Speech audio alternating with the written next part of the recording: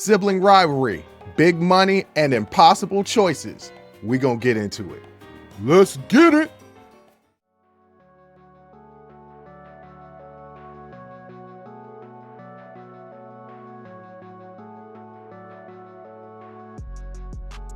Welcome. First of all, welcome. This is Unsolicited Perspectives. I'm your host, Bruce Anthony, here to lead the conversation in important events and topics that are shaping today's society. Join the conversation and follow us wherever you get your audio podcasts. Subscribe to our YouTube channel for our video podcast, YouTube exclusive content, and our YouTube membership. Rate, review, like, comment, share. Share with your friends, share with your family, hell, even share with your enemies. On today's episode, it's the Sibling Happy Hour, sorta. Today, we're going to be giving you a sneak peek into an After Hours Uncensored and a couple of YouTube exclusives. We're going to be talking about when family members try to ask for money, when coworkers try to ask for money, and my sister's going to be attacking me in the last segment. But that's enough of the intro. Let's get to the show.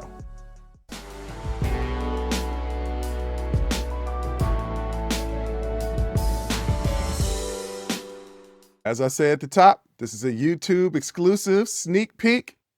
If you're on our YouTube page, you've seen this before. If you only listen to the audio podcast, I'm telling you, there's so much content on our YouTube page that is exclusively to YouTube. Well, except for this one, because this YouTube exclusives we're going to offer to you guys on the audio podcast. So check out this conversation. All right, Jay, here's another one about a wedding, another Reddit post and another Bridezilla. And this one, you know, we go through these different situations on these Reddit posts with people in these weddings and the Bridezilla. This one is a little bit different because there's some animosity between these two siblings. So the title of the Reddit post is, "Am I a jerk for refusing to give up my inheritance to pay for my sister's wedding?" Now, well, hold on now. Just from the title, somebody's inheritance. If I inherited money and you was getting married, I would, break you off a little bit, if you had, Yeah, you would volunteer it. I wouldn't ask. And I wouldn't assume either. You specifically wouldn't ask. I had to be like, "Hey, Jay, why don't you take a little bit of this money?" I'm good. It was like we eating bologna. It's my wedding. So like I'm not planning on having a wedding that I can't pay for. Then I'm not having a wedding. Well, let me tell you how this story goes. All right, so here's the Reddit post. "My dad passed away last year after a long illness. It was devastating. But honestly, the last few years of his life were harder than the funeral itself. I, a 28-year-old female, was one who moved back home to take care of him. I handled doctor's appointments, late night emergencies, bills, and basically ran the house when he couldn't anymore. It was exhausting, but I don't regret it.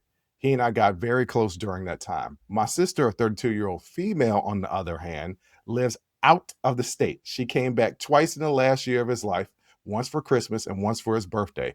I don't think she's a bad person, but she's definitely distanced herself from the responsibility. Her excuse was that she had her own life and couldn't just drop everything. I understood at the time, but it still hurt. When Dad passed, his will specifically left me a decent chunk of money. Not millions, but enough that I could pay off my student loans and actually start saving for a house. It was clear in the will that his money was for me because of the sacrifices I made while caring for him. My sister received other things. He left her some jewelry and a classic car he had restored that she had always loved. But the majority of the liquid assets went to me. Fast forward to now. My sister got engaged in May and her fiance is nice enough, but they both have champagne tastes on a beer budget. The wedding they're planning is way out of their price range. Destination resort, designer dress, open bar, huge guest list. I assumed they were going into debt for it, which I thought, hey, that's their choice. But then about a month ago, my sister sat me down and said, "I need your help. Dad would have wanted you to use some of your inheritance to make my wedding special." She wasn't asking for a small loan. She wanted me to hand over $30,000 to cover the venue and the catering. I told her no. I said, "Dad left me that money for a reason, and I'm using it to build stability in my life, not blow it on a party." She immediately got defensive and accused me of being selfish and choosing money over family. Now, my mom has gotten involved. She said, "Dad," I know how you feel about that stuff. All right. She said dad would have wanted me to share and that family comes first. I told her dad literally wrote a will that reflected his wishes. And if he wanted to fund my sister's wedding, he would have set aside money for that. Mom keeps saying I'm tearing the family apart. My sister has been telling relatives that I'm punishing her for not being around when dad was sick, which makes me feel sick to my stomach because it's kind of true. I am resentful, but it also feels unfair that a person who did all the work gets nothing and the one who barely showed up gets rewarded.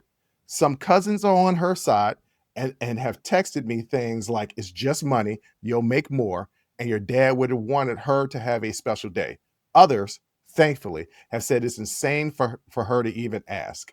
Yeah. Now my sister says that she won't invite me to the wedding at all.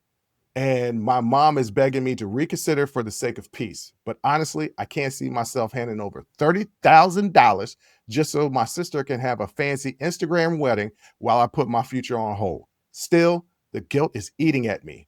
Am I really the jerk for refusing to share my inheritance with my sister to pay for her wedding? No, because you have your own life and you can't just drop everything. Period. Say it again for the people in the back who didn't want to hear you. You have your own life and you can't just drop everything because your sister is getting married. Here's the thing. Should you be resentful for your sister not helping while your dad was ill and prior to his passing? No, I think you honestly should let that go. Here's the reason why. You volunteered to come home and take care of him. Yes, it was hard for you. It was exhausting, but that was your choice. Okay? Your sister also made a choice. Like, you can't hold your decision to volunteer to do this for your father because she didn't make the same decision. It's not fair for you to hold that against her. Okay? But I just find it interesting. First of all, and this is really going to moms because it's always the mom. Mind your business. Mind your business, first of all. Okay? But I just love the fact that it's only when people want something from you that they want you to be a team player. Right? That it's now you're choosing money over family. Family comes first. Family didn't come first when you only showed up for Christmas and dad's birthday. Now family comes first because you want something. Family didn't come first back then. The fact of the matter is, if he wanted, sell that classic car. That'll get you to 30,000 or sell close the to jewelry. It. Sell the jewelry, sell the classic car. He did give you things. You want that 30 grand? Sell the car.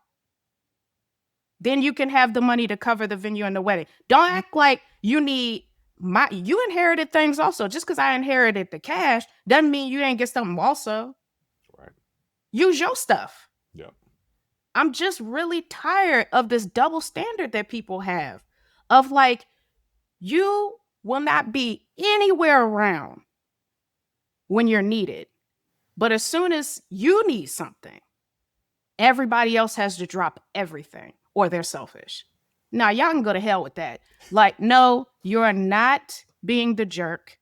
You do not. She got an inheritance also. She can use that.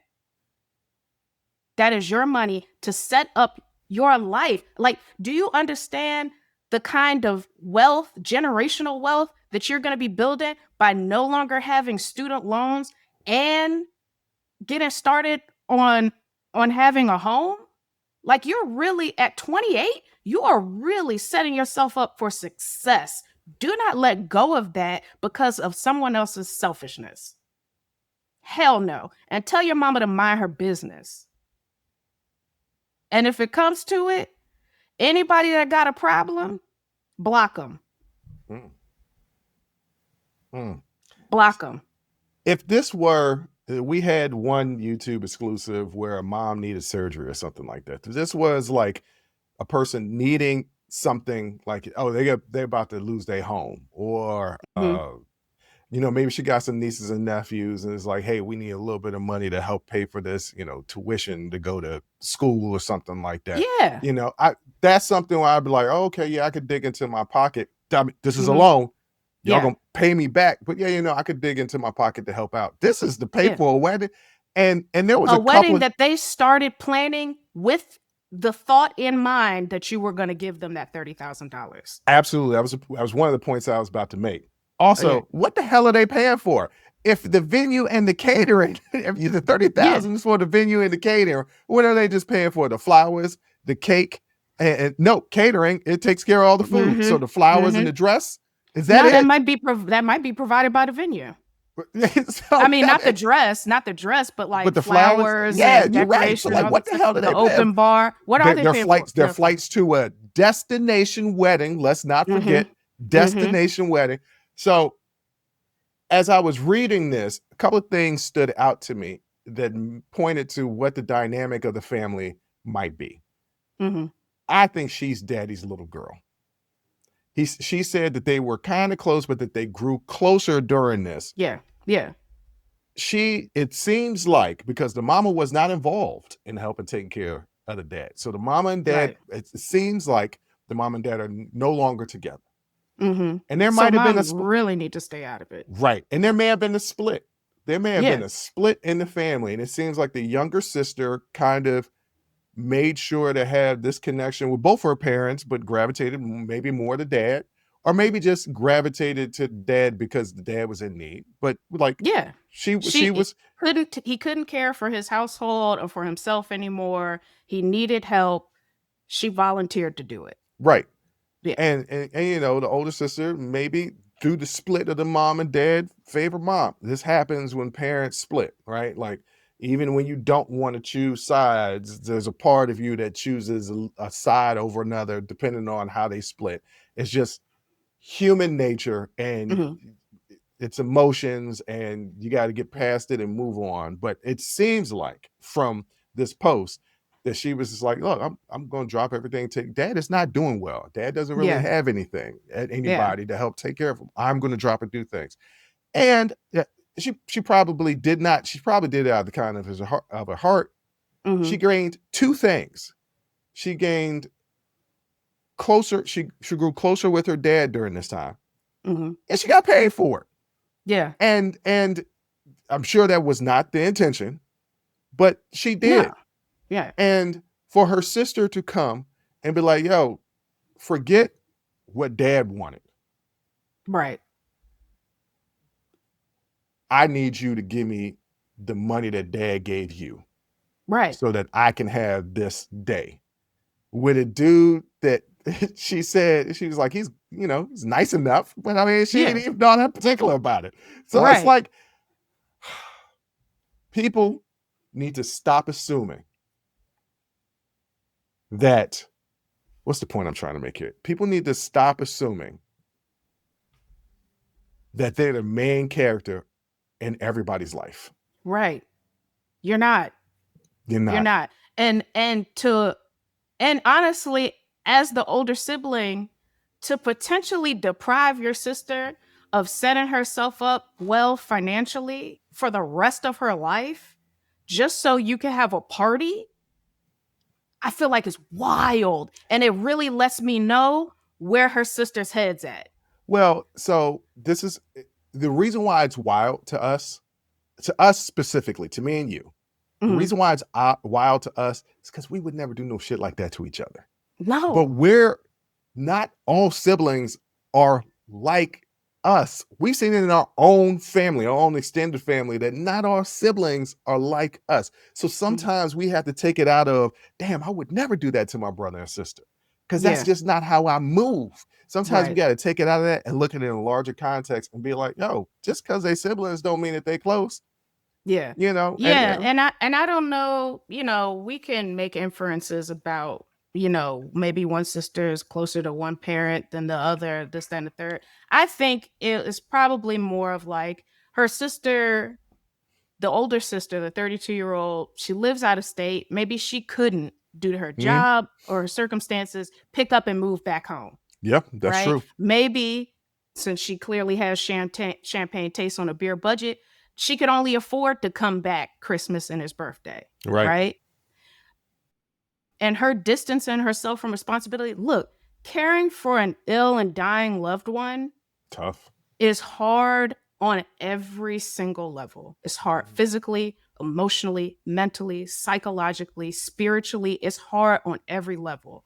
And so not everybody has the capacity to do it, right? And that's just a fact of life. And I don't think we should hold that against people if they just don't have the capacity to give that much. Maybe she gave what she could. Okay. But the fact of the matter is, her sister also received inheritance. She got jewelry and a whole ass car, fully restored classic car that will definitely give you more than that 30,000 that you were looking for. Sell it. If it's really that important to you, then you make some sacrifices. There you go. I made my sacrifices and I got my reward. Now you make some sacrifices to get your reward.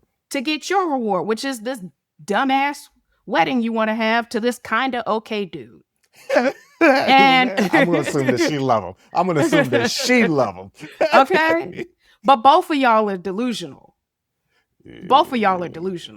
But like, if she doesn't invite you to the wedding, okay, well, you just saved yourself $30,000. Mm-hmm.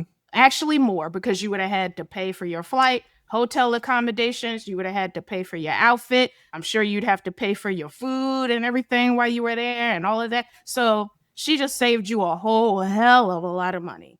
Not just that. If she had money left over, don't think her sister won't hit her up at any time for a loan. Oh, if you gave me 30,000, you can get me 1,500. Mm-hmm. Yep. Yeah. Don't think it would be over. Nah. And it's just money you'll make more. Everybody needs to get out of my face. The privilege of certain people to think money grows on trees. Money don't grow on trees. And this idea that you'll make more. Yeah, if you're lucky and you're privileged, you can make more, but that doesn't mean that makes up for what you lost. You just might be trying to recover what you already spent. You in the hole, trying to dig yourself out of a hole. Who the wants to be in the damn hole all the time?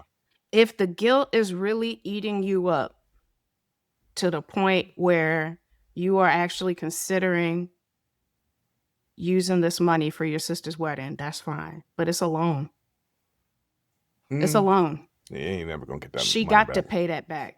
And if she get it in writing, because if she don't, take her to court. Y'all stop playing. Just because listen. Just because it's family, when money involved, don't play. If you want to do it, I'm telling you not to do it, and don't go to that wedding either, because these are people who clearly don't have your best interests at heart. They clearly don't care about you. So, but if the guilt is eating you, and I understand that feeling, it's a loan and get it in writing. And both her and the okay dude have to sign it. They're both responsible for that promissory note. And if they don't pay you, take them to court and get that classic car. Ladies and gentlemen, that's cold. Ladies and gentlemen, what do you guys think? Is she a jerk for not loaning her sister $30,000 to help her pay for her wedding that her dad left her in inheritance? Go ahead and drop a comment down in the comment section and we're going to get at you.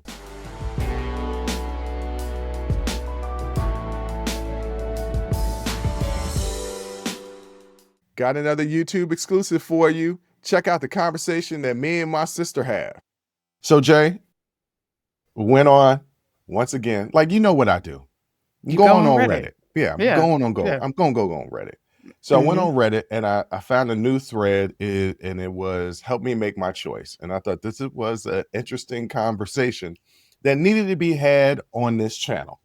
Okay. So the title of the entry was, do I leave my $82,000 a year job for a new $120,000 a year job?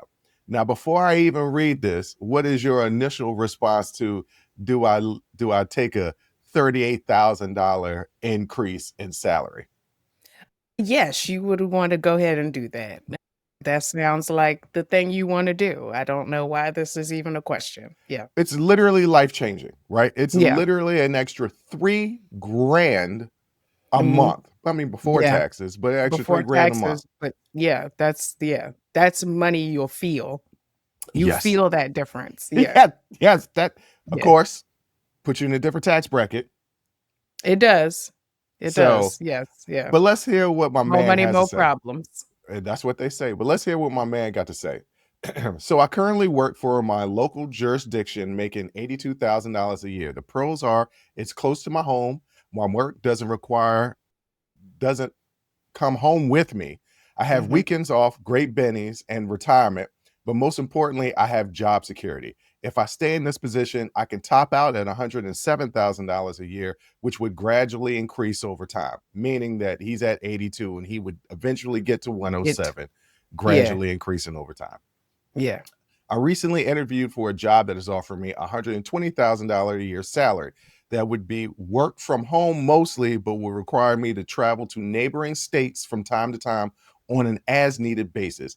I'm unsure if I would work more than the standard 40 hours a week, which I really would like to avoid working anymore, especially being salaried. Benefits are okay. My biggest concern is transitioning back to private industry. If things Hmm. get rocky, I don't want my position to be cut and I'm out of work suddenly. Working for the city is great. I love that I'm secured with my position. On the other hand, the pay for this job is extremely enticing. Not a big fan of having to travel from time to time, but could make it work. Just feeling conflicted here. My current job pays decent and I have job security, while the new job offers more pay, but the drawback is travel and potential job insecurity. What should I Hmm. do? I don't know, man. Now that I hear it, it's kind of like, uh, when you get that city job, the one thing is the benefits, and it's great that he has a work life balance with a city job. Hmm. Yeah, because my I man don't said, he was like, know. look, I don't want to work more than 40 hours a week. And if I go in the Right. private sector, I got to work more than 40 hours a week. Yeah. Well, he doesn't know. He's unsure, but chances are, listen, if you're in the private sector and you're salaried, yes, you're going to work more than 40 hours a week. That's Hmm. just that's just how it is. The benefits are not going to be as good.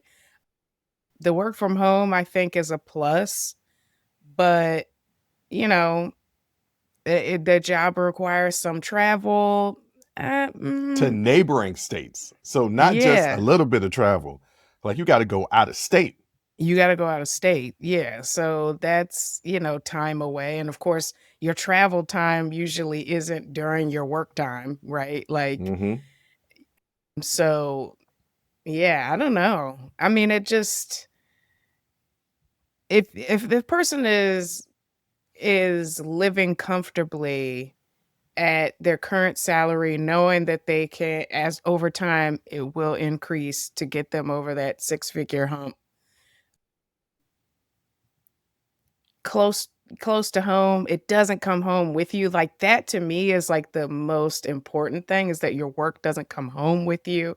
You have Hmm. weekends off and great benefits in retirement, like, you have to think about the long-term picture. I honestly think they should probably stay with that city job and just think about maybe leveraging this other opportunity to talk about, to negotiate for your salary. Just because they have these benchmarks, right? Where it's like they probably have a salary range per position doesn't mean that negotiation is off the table. I definitely think that you can say, "Hey, I recently got an offer for this much. I really want to stay here, but I'm wondering, can you guys get me somewhere in this range of what they're offering? Because I am considering it, just based on the salary and things like that. But I am interested in staying, in my current position. Like leverage it, when you talk about salary increase, but I don't know. I kind of think you want to stay with that city job. I think there's too many pros and no cons. Because he said the pros are this, but he never said any cons, Right.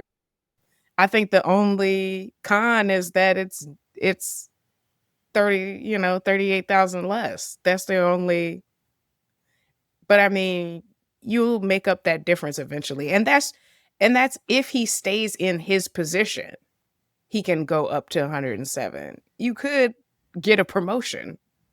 hmm You know what I'm saying? That puts you in that same range, but you still got the security of a city job. I know. Stay with your current job.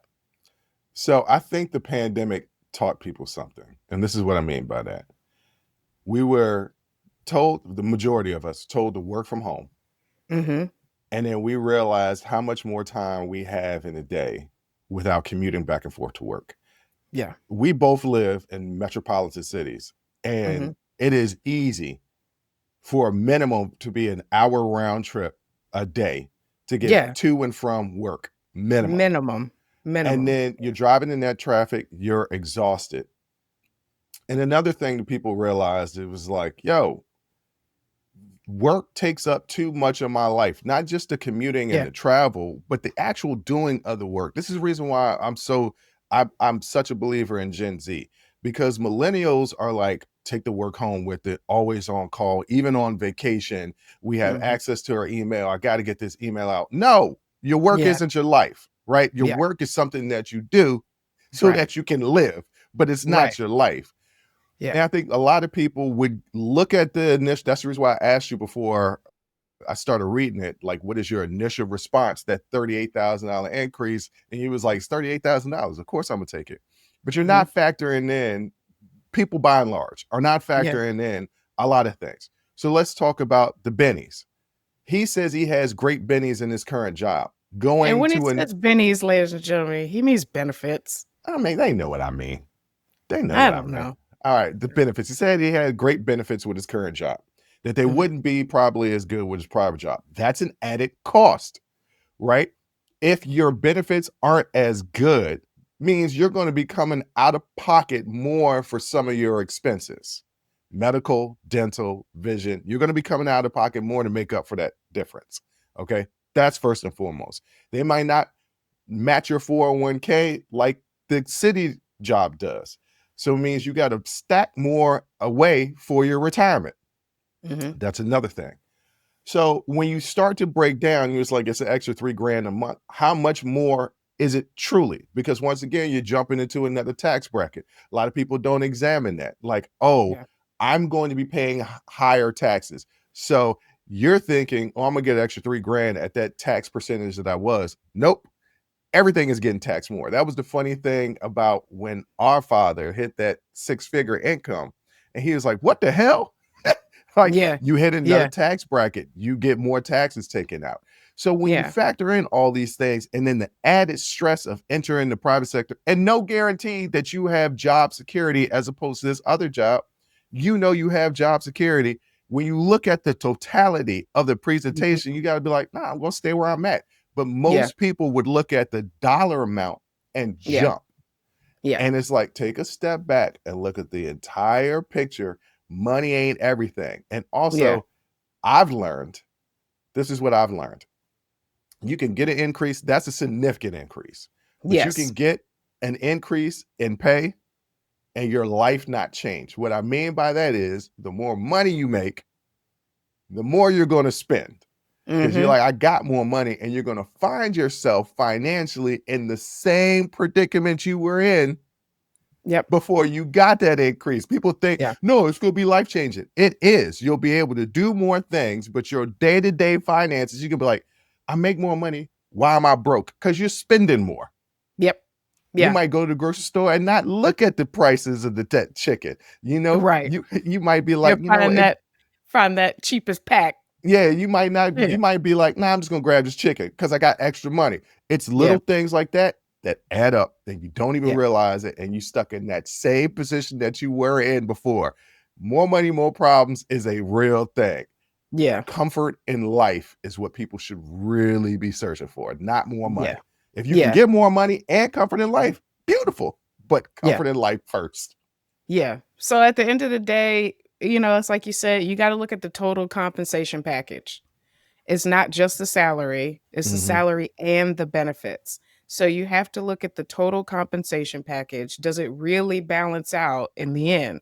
Like, especially if right now you, with your city insurance, you don't have a copay, but with it's less taken out of your check to pay for that insurance, whereas in this new job it's more taken out your check with a copay, and now you got a higher high deductible. deductible, all this stuff. Like, you got to look at the total compensation package, look at the number of PTO hours you get compared to you got to look at the total compensation package and see, okay, is it offset somewhere? Is that 38,000 offset somewhere?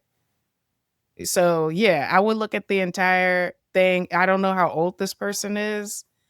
I think I looked through the comments and they said they were 28. So now is a good time for you to take risks and stuff, but it also is, I know it's a lot of people in the comments were saying, "Oh, you're young. Now's the time to take risks," but it's also the time to be thinking of forward thinking about your retirement and what you want to do after you're working. Now's the time you really need to be thinking about that and getting started on that.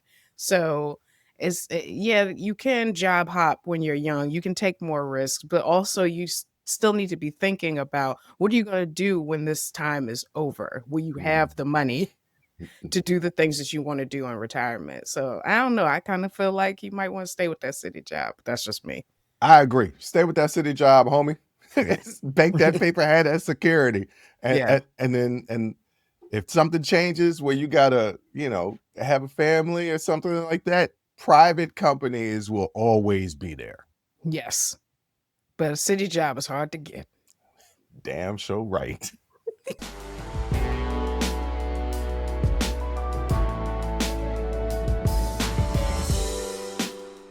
This last segment, we're going to do a YouTube exclusive and an After Hours Uncensored. And in the After Hours Uncensored, my sister tells me like it is. Check it out. Jay, have you ever been in a group project, whether it was in school or work, and there's a reward at the end when you finish the project for school or work, right? Yeah. Maybe it's a bonus, right? For work. Maybe it's a bonus or a good grade. Yeah. And you've done the majority of the work, and other people you've had to kind of pull along. We've all been there on both sides of the coin. Yes. This Reddit poster asked a question that I think is important to answer. And he asked, am I the jerk for refusing to split my bonus with my coworker who did barely any work? And if I just gave you the title, what do you think? You absolutely are not. No. So I agree, but let's hear what this poster has to say. Okay. I work in sales, and our team just crushed our quarterly targets, like absolutely destroyed them. My personal I can tell this person works in sales just by their vernacular. Right. Absolutely destroyed them. Just crushed them. All right. Yeah. My personal contributions were massive. I landed 3 major clients that basically saved our department's entire quarter. My coworker, let's call her Jenny, did the absolute minimum. She missed meetings, didn't follow up on leads, and basically coasted while the rest of us worked our asses off. Now our boss announced bonuses. I'm getting a substantial chunk. We're talking nearly 15K. Jenny comes to me and suggests we split the bonus 50-50 because we're a team. Excuse me? I flat out told her no. Explained exactly how much work I put in compared to her contributions. She called me selfish, said I'm destroying team morale. My girlfriend says I should have been more diplomatic. Some work friends think I'm being harsh, but seriously, what should I give away half of my bonus when she did nothing? Am I the jerk? No. What? Yeah, I don't know. Nah, listen, first of all, that's not how bonuses work. Your boss had HR write out a check to you and it was given to you. Like, that is your bonus. If she did not receive anything, it's because she did not earn it. And so the whole thing about we're a team, perfect. Great. Do me a favor. Send me a PDF where you write down my contribution and your contribution. I want to see if they're 50-50. You write down what I did, write down what you did, and you show me in the data. I'm a data scientist, so this is my thing. You show me in the data where we worked as a 50-50 team. Show me. Because if you can't, girl, get out my damn face. So for my job, I get quarterly bonuses. And I have people that work under me. And sometimes they go above and beyond what I ask them to do. Yeah. Or I ask for, say for instance, we have a yoga class. I'll tell you one story, and I'm sure she wouldn't mind me sharing this. I won't get into specifics, but we had a yoga instructor who was 9 months pregnant, and I'm talking to her every day, like when you done, because I don't want you to do downward dog and a baby pop out. Right. I'm like, when are you done? Yeah. Like, I'm okay. Like, are you sure? Okay. Don't push, push right. When the time is right. Right. Like, Not now. Yeah. So there was a Saturday morning yoga class. It was like 9 or 10 o'clock in the morning, right? That the yoga class takes place. I get a phone call Friday night from that Saturday morning yoga instructor. Actually, it was Saturday morning at 3 a.m. saying that they were sick. They were drunk. I later fired them. They were hungover and fired them, saying that they couldn't do the class. I sent out a mass text message to all the yoga instructors at 6 a.m. Can anybody cover this class in the next 3 hours, or else I'm going to have to cancel it? The pregnant yoga instructor responded back immediately, I can do it. I said, are you sure? Because once again, baby, like, no, I got you. Don't worry about it.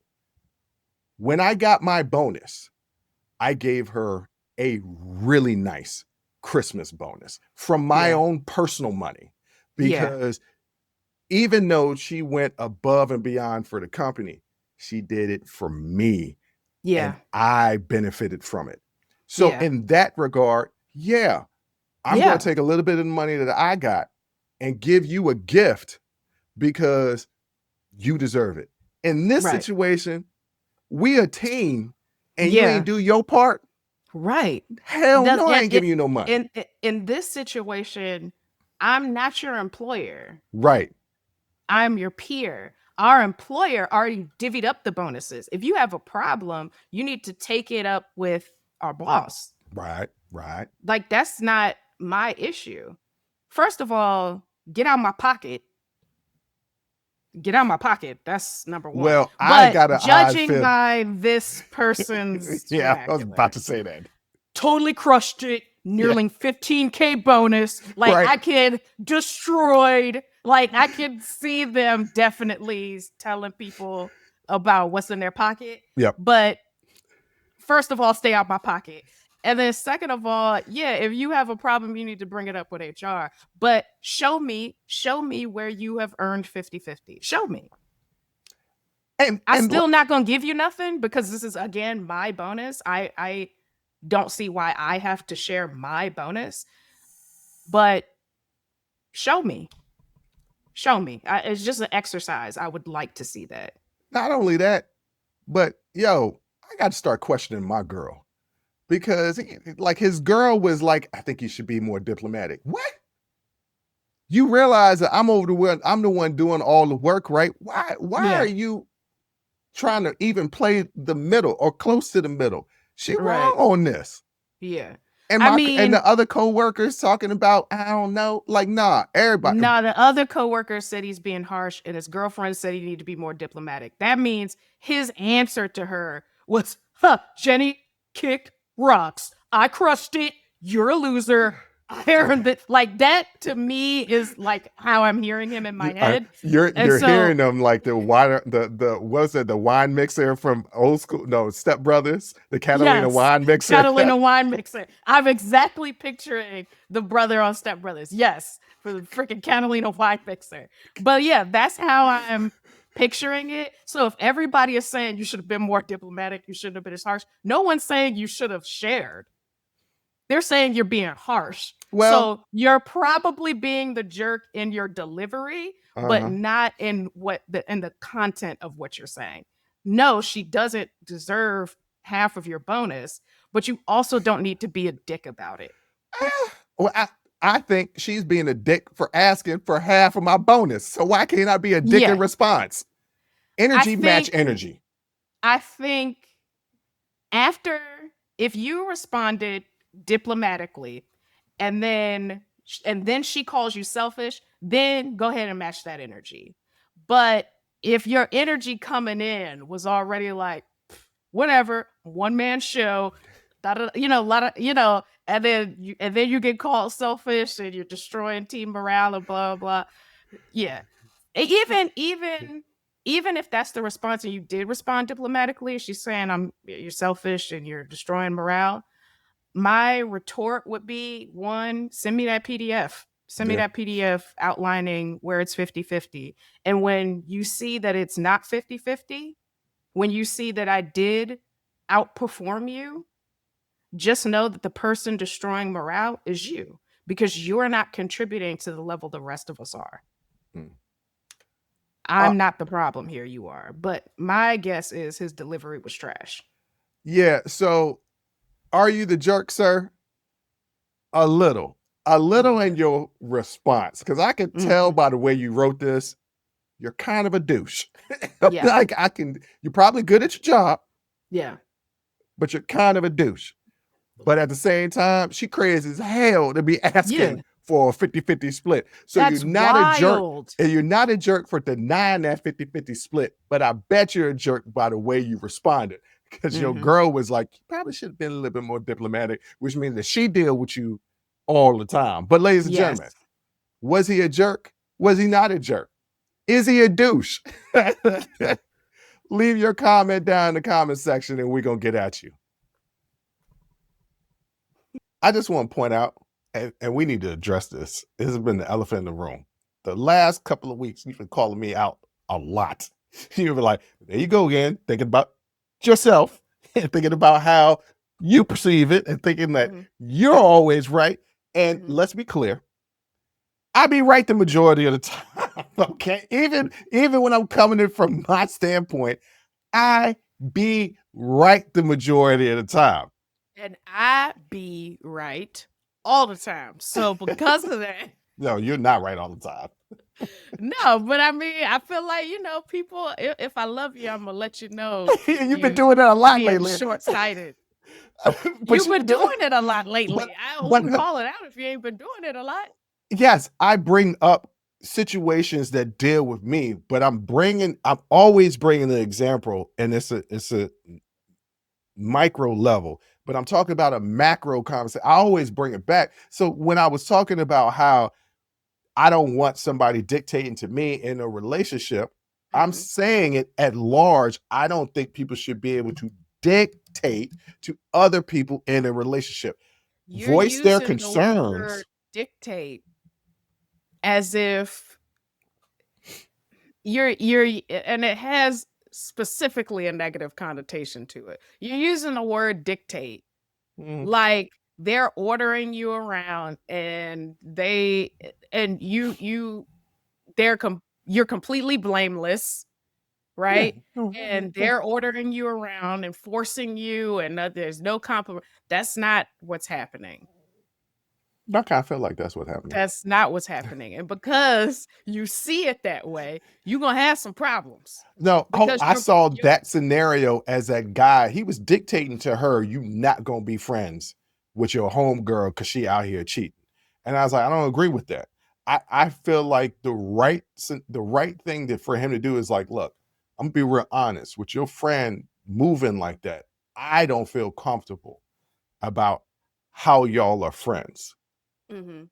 I don't have a problem with him doing that. I have a problem with him saying, you shouldn't be hanging out with this person anymore. Well, don't tell me what the fuck to do. Suggest it to me. Between the two scenarios, it sounds like one is you just want the person to passively say something that you could ignore. No, I don't think you should be friends with this person. Okay, I hear what you think, and I'm gonna ignore it because you're not gonna dictate to me. no, And then nope, nope, nope, nope, nope, nope, nope. you would This is where not you get me receive it. wrong. You would not receive it either way. Yeah, Either what? way it was said, No, you would because not I've been in receive this situation before. When somebody says to me, "Hey, this is how I feel about this situation. These are the concerns that I have." it. I hear that a lot differently than, "I don't think you should do this. I don't think you should do that." I hear it. I hear it. I've had people when they approach me. So to me, everything is how you approach me. Words matter. So if I'm in that situation and I say, "Hey, look, I know this is your friend for this," is how I would approach it. I know this has been your friend for a long time. Mm, That's your homie. I get it. But your homie is living foul. And I think the company that you keep says something. I'm mm-hmm. not going to tell you that I don't think you should be. I'm not going to tell you to not be friends with this person anymore. But I don't know if it's a good idea for you to be friends with this person anymore because you could get wrapped up in that bullshit that she got going on. That's how I would approach the situation, which to me, a person might receive that completely different than, "You shouldn't be friends with this person anymore. Don't be friends with this person anymore." Yeah, one of them explained their reasoning, and one didn't go in to deeply explain their reasoning and give all the sides and up. No, sometimes people just need to hear, "Hey, no, don't do No, that." no. No, sometimes people need to hear, "No, don't do that." Case in point. Okay? Case in point. I was out with two friends. One of my friends gets a little lit. The other one said, "You're not driving home." Mm-hmm. Went, grabbed a blanket, put them on the couch. They didn't give them an opportunity. They didn't say, "Hey, you know, I know you want to go home, but I'm not going to tell you what to do, but I think you might be too drunk to drive home. And I think that you should stay here, but I'm not going to tell you what to do." No, sometimes people need to hear, "Go and kick your shoes off and get comfortable on this couch because you're not going nowhere." I hear you. I just have I go the You want diplomatic your hand approach. held through No, no, no, no. situations, and you No. want diplomacy, you want negotiation, you want to feel like the choice is yours. And I'm not. obviously the choice is yours, right? Hold You on. can You're talking decide. about like if it's coming from me. I'm talking You're about how talking I about if it's coming from you. I'm talking about how I direct people in that scenario, because I've been Mhm. in that scenario. What you just said, I'd be like, "Hey, look, I don't think it's a good idea for you to be driving." If they're not hearing me, I'm be like, "No, you're not going to drive." I'm going to come in soft originally so that they hear me. And if they don't hear me, then I'm like, "No, no, you Right. just don't like wasted energy." It's Yeah, more and energy. maybe she's the same. They know each other. Yeah, you're They right. know each other. Maybe she's the same, and her thing is like, cut to the chase. You don't have to give me all this flowery language. What you trying to say? You want people to walk you through a situation. I don't need that. Just tell me, "Johnny, don't do that. That's dumb." And I'll be like, "Yeah, you're right. Didn't think Sometimes. of it that way." I don't Uh, need, but I don't need. You Sometimes don't you have do to. need, yeah, no, No, that's not true. Sometimes you do need walking through it because I've how? done it with you before. You've done it and it works. In my mind, I'm like, I know this is how Bruce talks. So I'm gonna sit through it, but I really wish he would get to the point. And sometimes I do say, "Hey, get to the point. What is the how many times have I said to you, hey, you didn't need to say all that. You could have just texted me, Jonna, just this." You didn't need to give me a whole paragraph Because explanation. okay, I was literally talking to a friend of mine the other day about consideration. Yes. Am I overly considerate? I was explaining to them, Yes. I was like, I might be the issue because nobody else moves like I do. And they were like, I move like you do. And I was like, that's the reason why we're friends. And he was like, I get what you're saying. It's about consideration. What you're Yes. doing is giving consideration because you hope that they would give consideration to you as well. but you're giving your version of consideration. For me, being considerate is not wasting my time by saying a whole bunch of stuff when you really could just say this one sentence. Well, sometimes you got to understand. You made me read a whole text paragraph, and really all you had to do was just ask the question at the bottom. I don't remember what it was. I don't remember what it was either. But I was like, hey, you could have just said, can we do this at 11?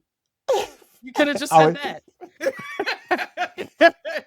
I don't find it considerate making me read a whole bunch. You read fast.